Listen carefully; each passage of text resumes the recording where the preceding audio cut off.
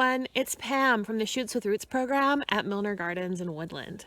In our last video, we talked about why leaves, like the big leaf maple behind me, change color and fall off the trees at this time of year. But leaves aren't the only thing that's falling. There are also seeds. Woo!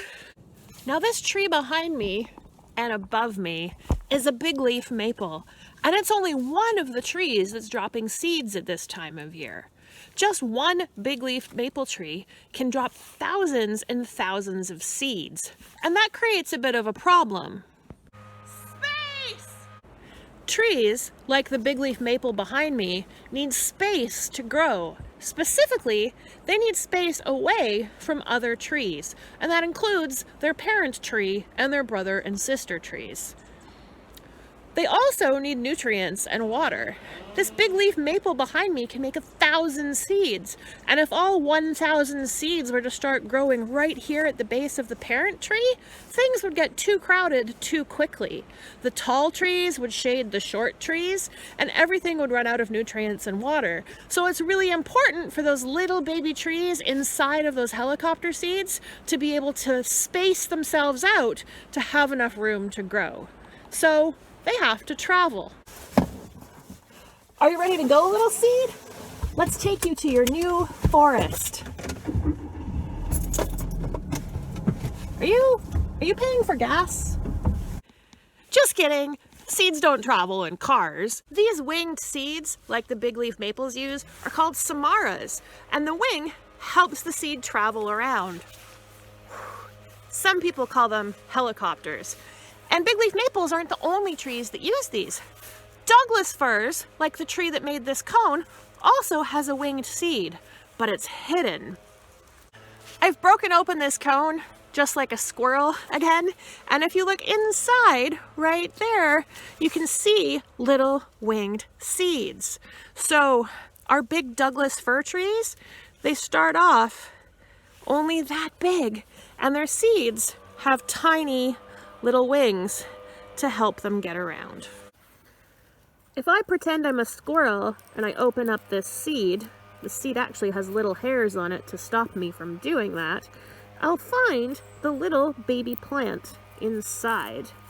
So inside there, here we have this little baby plant right there. And if I just poke it open with my finger, you can see it's a little baby plant, because you can see that bright, bright green color.